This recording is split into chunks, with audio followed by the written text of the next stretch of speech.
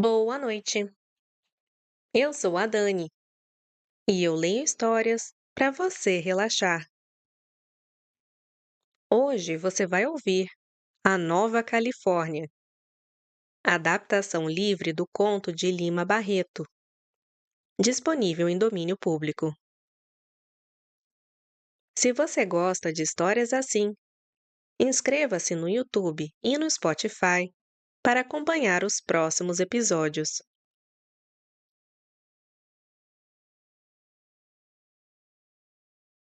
Ninguém sabia de onde tinha vindo aquele homem.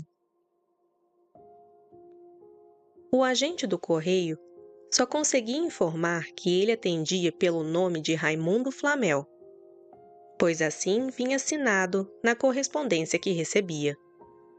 E era muita correspondência. Quase todos os dias, o carteiro ia até um dos extremos da cidade, onde morava o desconhecido, carregando um grande maço de cartas vindas do mundo inteiro. Revistas grossas em línguas estranhas, livros, pacotes. Quando Fabrício, o pedreiro, voltou de um serviço feito na casa do novo morador, todos na venda perguntaram que trabalho ele havia sido contratado para fazer.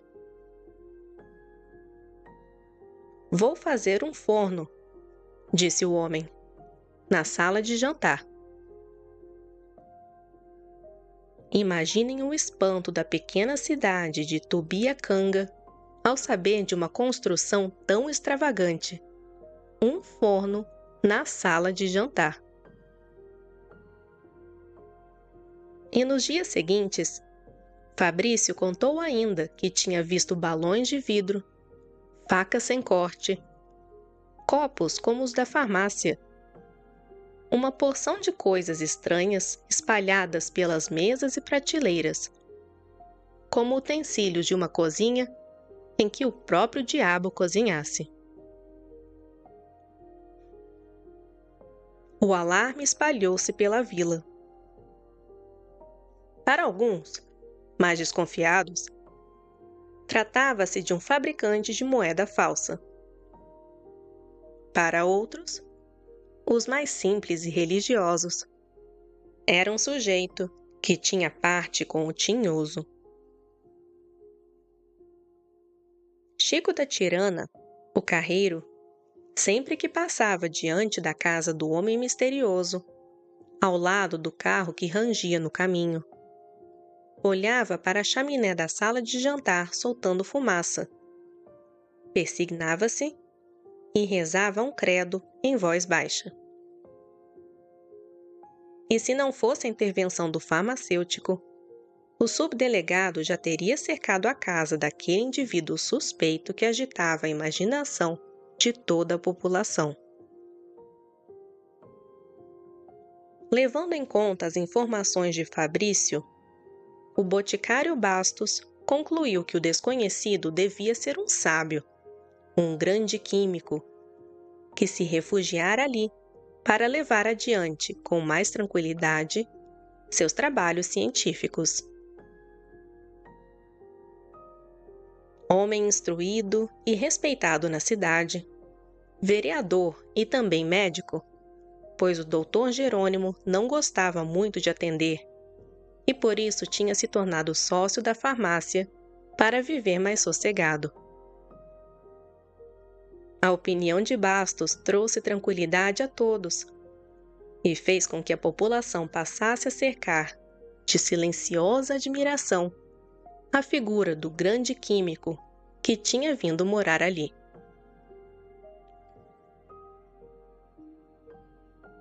À tarde, quando o viam passeando pela margem do Tubiacanga, sentando-se aqui e ali, olhando distraidamente as águas claras do riacho, pensativo diante da melancolia do crepúsculo, todos não deixavam de lhe desejar: "Boas noites, doutor." E a maneira como ele tratava as crianças tocava profundamente o coração daquela gente. Havia uma profunda simpatia no modo como as observava, como se tivesse pena delas, como se acreditasse que tivessem nascido para sofrer e morrer.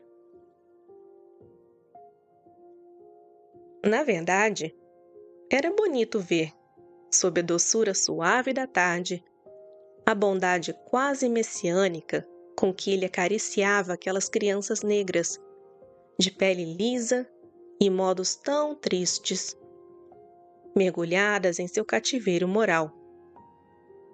E também as crianças brancas, de pele pálida, áspera e rachada, vivendo amparadas na inevitável miséria dos trópicos.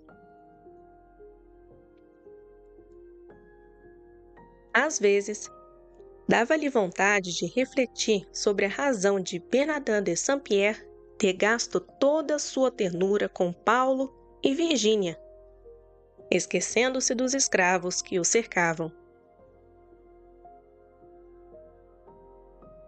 Em poucos dias, a admiração pelo sábio tornou-se quase geral.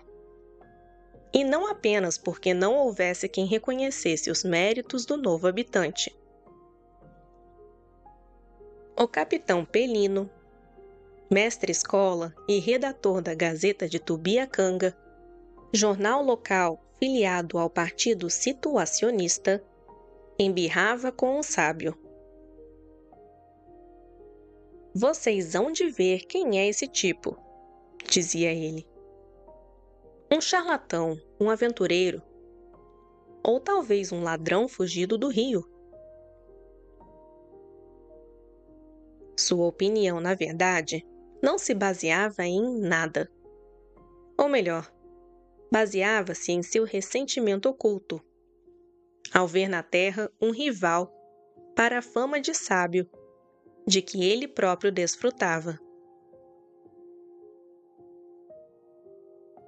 Pelino não era químico, muito longe disso.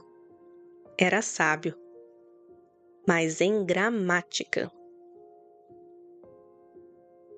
Em Tubiacanga, ninguém escrevia uma carta sem que ela passasse antes pela revisão do capitão Pelino. E mesmo quando se falava de algum homem notável no Rio, ele não deixava de comentar. "Não há dúvida, o homem tem talento, mas escreve um outro de resto." E contraía os lábios como se tivesse engolido alguma coisa amarga. Toda a vila de Tubiacanga estava acostumada a respeitar o solene Pelino, que corrigia e emendava até mesmo as maiores glórias nacionais. Um sábio.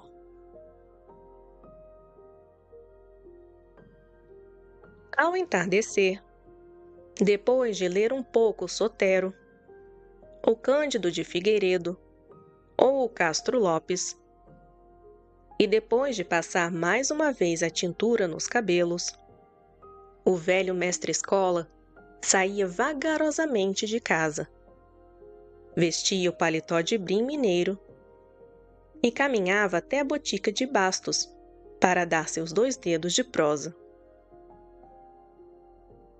Na verdade, conversar era apenas modo de dizer. Pelino era econômico com as palavras e limitava-se a ouvir. Mas quando dos lábios de alguém escapava a menor incorreção de linguagem, ele intervinha imediatamente para corrigir.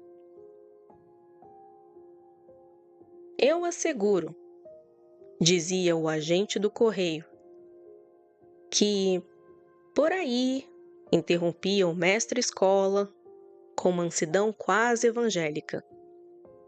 "Não diga asseguro, senhor Bernardes." Em português, disse garanto. E a conversa continuava depois da correção. apenas para ser interrompida novamente por outra. Por essas e outras, muitos frequentadores acabaram se afastando. Pelino, porém, indiferente e seguro de seus deveres, continuava firme em seu apostolado do bom português. A chegada do sábio, no entanto, desviara um pouco sua atenção dessa missão. Agora, todo o seu esforço voltava-se para combater aquele rival que surgira tão inesperadamente. Mas suas palavras e sua eloquência foram inúteis. Não apenas Raimundo Flamel pagava pontualmente suas contas, como também era generoso, um verdadeiro pai dos pobres. E o farmacêutico chegou a ver, em uma revista especializada, o nome do químico citado como um profissional de grande valor.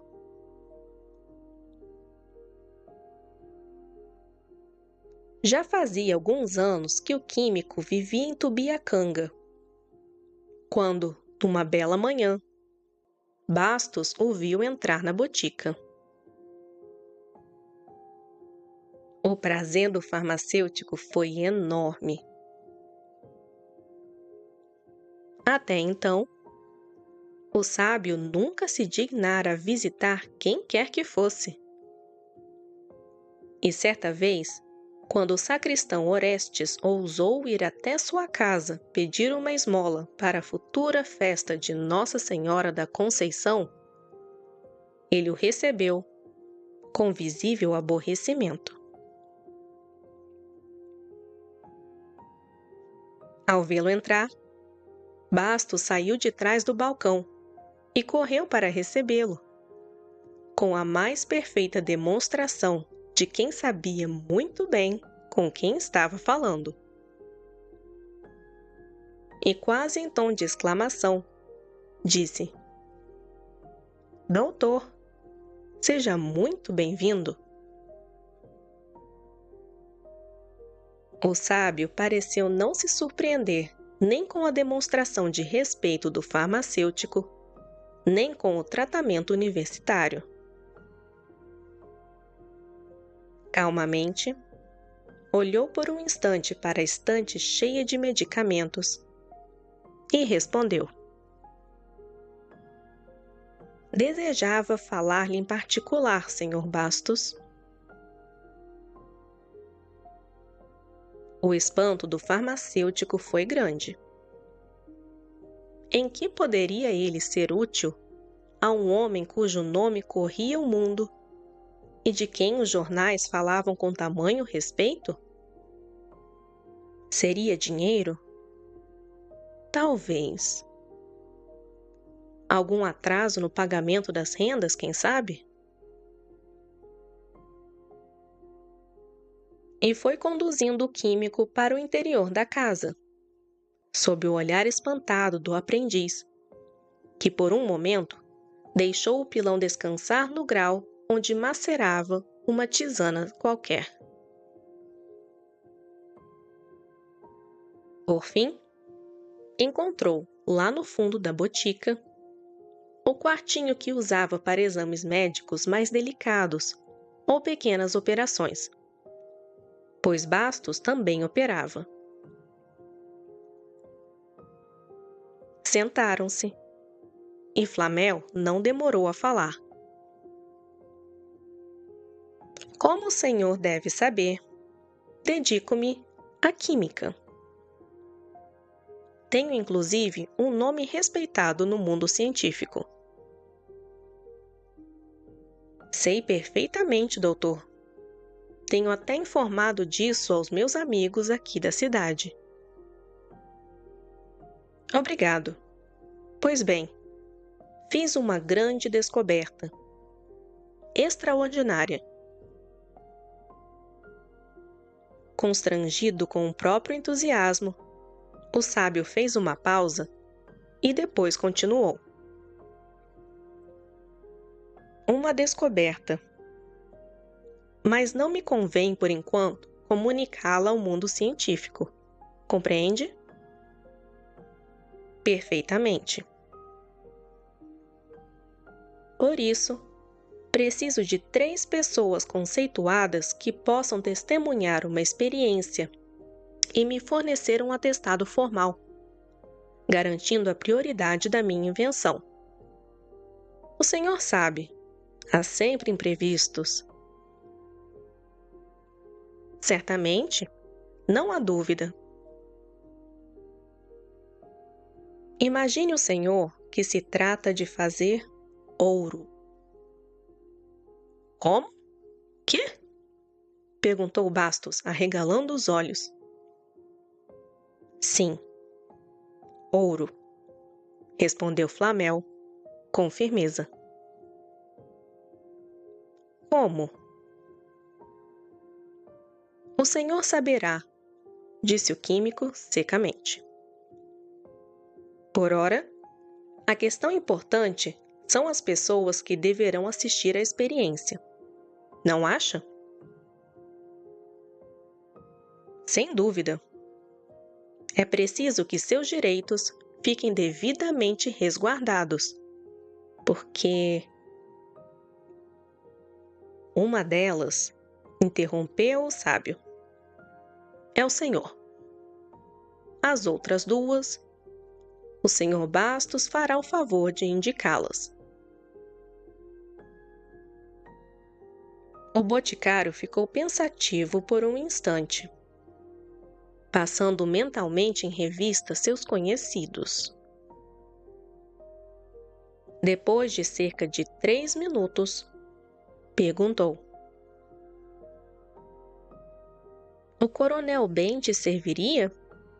O senhor o conhece? Não. O senhor sabe que ainda não tenho intimidade com ninguém por aqui. Posso garantir que é um homem sério, rico e muito discreto. E é religioso? Perguntou Flamel em seguida. Faço essa pergunta porque teremos de lidar com ossos de defunto. E só esses servem. Uau! Ele é quase ateu. Muito bem, aceito. E o outro?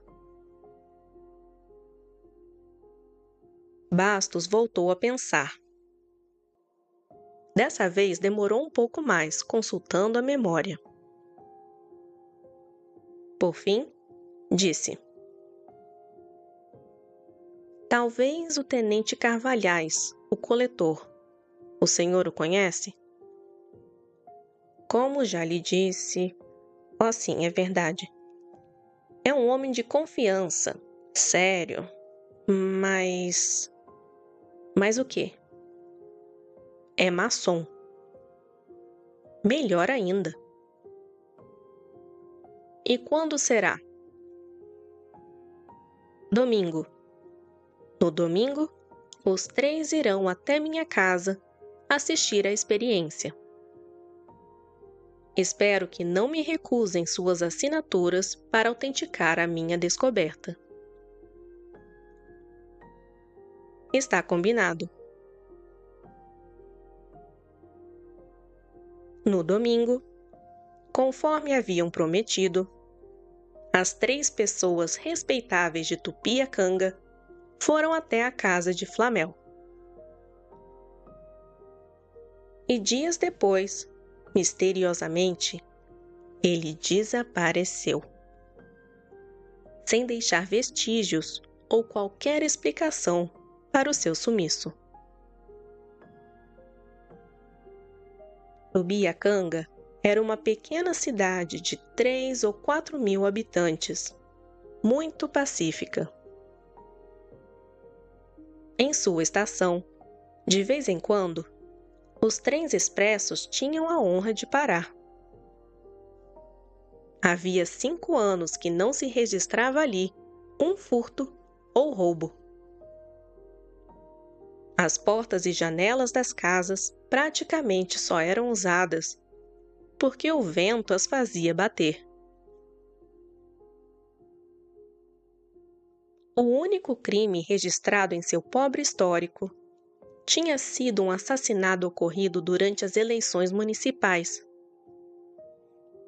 Mas como o assassino era do partido do governo e a vítima da oposição, o acontecimento não alterou em nada os hábitos da cidade, que continuou exportando seu café e refletindo suas casas baixas e caiadas nas escassas águas do pequeno rio que lhe dava nome.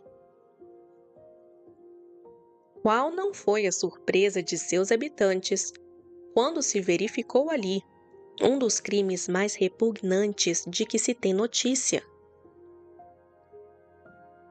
Não se tratava de um esquartejamento ou de um parricídio. Nem era o assassinato de uma família inteira ou um assalto à coletoria. Era coisa pior. Um sacrilégio aos olhos de todas as religiões e consciências. Estavam sendo violadas as sepulturas do sossego, o cemitério da cidade. No começo, o coveiro pensou que fossem cães, mas, examinando bem o muro, não encontrou nada além de pequenos buracos. Fechou-os. Foi inútil. No dia seguinte, um jazigo perpétuo apareceu arrombado e os ossos haviam sido saqueados. No outro dia, um carneiro e uma sepultura rasa. Era gente ou demônio. O coveiro não quis continuar investigando sozinho. Procurou o subdelegado e a notícia espalhou-se rapidamente pela cidade. A indignação tomou conta de Tubiacanga. A religião da morte precede todas as outras. E certamente será a última a desaparecer das consciências. Contra aquela profanação, clamavam todos. Clamava o agrimensor Nicolau, antigo cadete e positivista seguidor de Teixeira Mendes. Clamava o Major Camanho, presidente da loja Nova Esperança. Clamava o turco Miguel Abudala, comerciante de armarinho. Clamava também o cético Belmiro, antigo estudante que vivia ao Deus dará, bebendo Paraty nas tavernas. Até mesmo a filha do engenheiro residente da Estrada de Ferro, que vivia desprezando aquele lugarejo e sequer notava os suspiros dos apaixonados locais, sempre esperando que o trem expresso lhe trouxesse um príncipe para desposá-la. A bela e orgulhosa Cora não pôde deixar de compartilhar da indignação e do horror que aquele ato provocara em toda a cidade. O que tinha ela a ver com o túmulo de antigos escravos e humildes roceiros? Em que poderia interessar aos seus lindos olhos pardos o destino daqueles pobres ossos? Será que o roubo daqueles restos mortais perturbaria seu sonho de um dia fazer brilhar a beleza de sua boca, de seus olhos e de seu busto nas calçadas do Rio de Janeiro? Certamente não. Mas era a morte. A morte implacável e onipotente, da qual ela também se sentia escrava, e que um dia levaria sua linda caveirinha para o repouso eterno do cemitério. Assim, Cora desejava que seus ossos descansassem tranquilos, quietos e confortáveis, em um caixão bem feito e em um túmulo seguro, depois que sua carne tivesse sido encanto e alimento dos vermes. O mais indignado de todos, porém, era Pelino. O professor escreveu um violento artigo de fundo, praguejando e bradando. Na história do crime, dizia ele, já tão rica em fatos repugnantes, como o esquartejamento de Maria de Macedo ou o estrangulamento dos irmãos Fuoco, não se registra nada tão horrendo quanto o saque das sepulturas do sossego. E a vila passou a viver em sobressalto. Nos rostos já não se via paz. Os negócios estavam paralisados. Os namoros, suspensos. Durante o dia, nuvens negras pairavam sobre as casas. E à noite, todos diziam ouvir ruídos, gemidos, barulhos sobrenaturais. Parecia que os mortos pediam vingança. O saque, porém, continuava. Todas as noites, 2 ou 3 sepulturas eram abertas e esvaziadas de seu fúnebre conteúdo. Toda a população resolveu então ir em massa guardar os ossos de seus antepassados. Foram cedo, mas logo, vencidos pelo cansaço e pelo sono, retirou-se um, depois outro, e pela madrugada já não havia mais nenhum vigilante. Ainda nessa mesma noite, o coveiro verificou que 2 sepulturas tinham sido abertas e os ossos levados para destino desconhecido. Organizou-se então uma guarda. 10 homens decididos juraram diante do subdelegado vigiar durante a noite a mansão dos mortos. Nada aconteceu na primeira noite, nem na segunda, nem na terceira. Mas na quarta, quando os vigias já se preparavam para cochilar, um deles julgou ver um vulto esgueirando-se entre a fileira de carneiros. Correram e conseguiram capturar 2 dos vampiros. A raiva e a indignação, até então contidas em seus ânimos, explodiram de uma vez. Deram tamanha surra nos macabros ladrões que os deixaram estendidos no chão, como mortos. A notícia espalhou-se rapidamente de casa em casa. E quando pela manhã se tratou de estabelecer a identidade dos 2 malfeitores, foi diante da população inteira que se reconheceu neles o coletor Carvalhais e o coronel Bentes, rico fazendeiro e presidente da Câmara.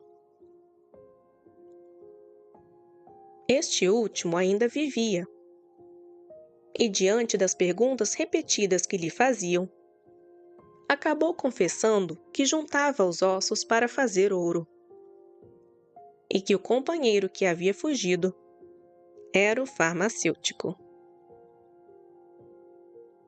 Houve espanto, e houve também esperança.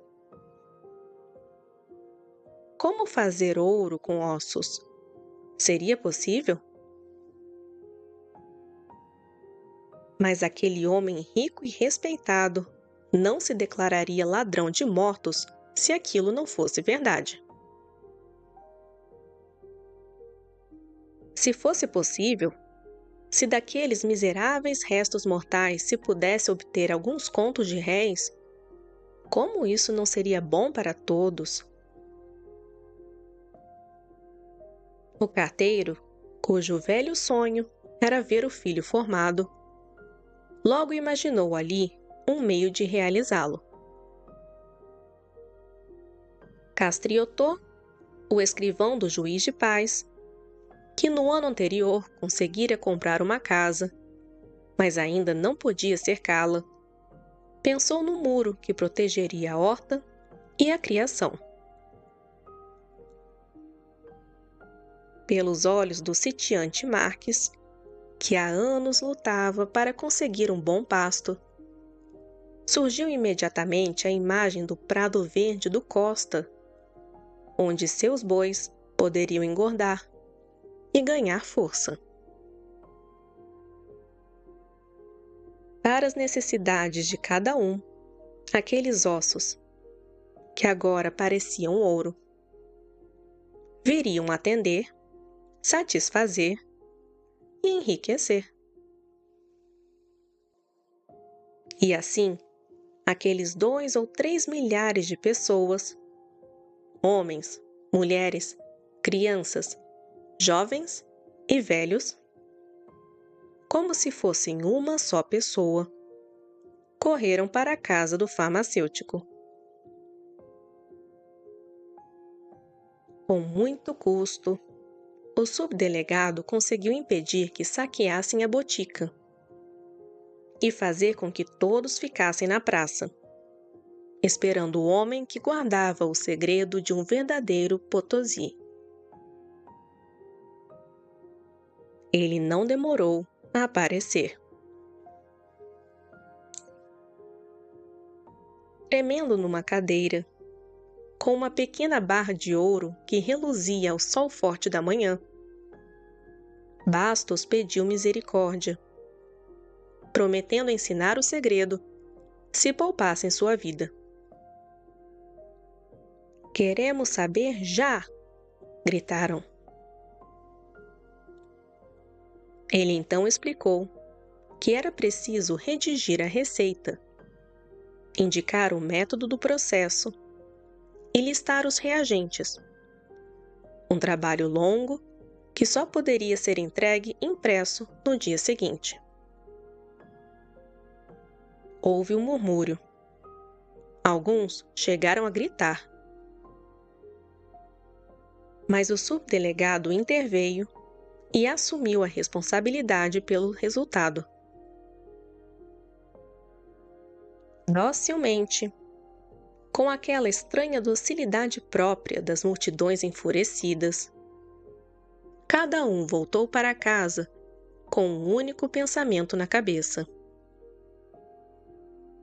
arranjar imediatamente a maior quantidade possível de ossos de defunto. A notícia chegou à casa do engenheiro residente da Estrada de Ferro. Durante o jantar, não se falava em outra coisa. O doutor, confiante no que havia aprendido em seus estudos, afirmou que aquilo era impossível. Isso é alquimia, coisa morta. Ouro é ouro, corpo simples. E osso é osso, um composto, fosfato de cal. Pensar que se pode transformar uma coisa na outra é pura besteira. Cora aproveitou a ocasião para rir, com certa elegância petropolitana, da crueldade daqueles botocudos. Mas sua mãe, Dona Emília, acreditava que aquilo poderia ser verdade. À noite, porém, o doutor percebeu que a mulher dormia. Então saltou pela janela e correu em direção ao cemitério. Cora, de pés descalços e com as chinelas nas mãos, procurou a criada para que fossem juntas recolher ossos. Não a encontrou e foi sozinha. Dona Emília, vendo-se só, desconfiou do passeio e foi também. E assim aconteceu em toda a cidade. O pai, sem dizer nada ao filho, saía. A mulher, pensando em enganar o marido, saía também. Os filhos, as filhas, os criados. Toda a população, sob a luz das estrelas sombrias, corria para o satânico rendezvous no cemitério do sossego. E ninguém faltou. O mais rico e o mais pobre estavam ali. Estava o turco Miguel, o professor Pelino, o doutor Jerônimo, o major Camanho. E Cora, a bela e deslumbrante Cora, que com seus delicados dedos de alabastro revirava a terra das sepulturas, arrancava pedaços de carne ainda presos aos ossos e enchia com eles o regaço de seu vestido de linho. Era o dote que ela colhia. E suas narinas, que se abriam como pétalas rosadas e quase transparentes, não sentiam o fedor dos tecidos apodrecidos mergulhados na lama pútrida. A desordem não demorou a surgir. Os mortos eram poucos e não bastavam para satisfazer a fome dos vivos. Houve facadas, tiros, pancadaria. Pelino esfaqueou o turco por causa de um fêmur. Até entre famílias surgiram brigas. Apenas o carteiro e o filho não brigaram. Andavam juntos e em acordo. Houve um momento em que o menino, uma criança esperta de 11 anos, aconselhou o pai. Papai, vamos onde está a mamãe. Ela era tão gorda. Pela manhã, o cemitério tinha mais mortos do que aqueles que havia recebido em 30 anos de existência. Uma única pessoa da cidade não esteve lá. Não matou ninguém, nem profanou sepultura alguma. O bêbado Belmiro. Entrou numa venda meio aberta. Não encontrou ninguém. Encheu uma garrafa de Paraty e foi beber sentado à margem do Tubiacanga, vendo as águas correrem lentamente sobre o áspero leito de granito. Ali ficaram, indiferentes ao que havia acontecido, ele e o rio. Mesmo a fuga do farmacêutico, com seu Potosí e seu segredo, sob o eterno dossel das estrelas.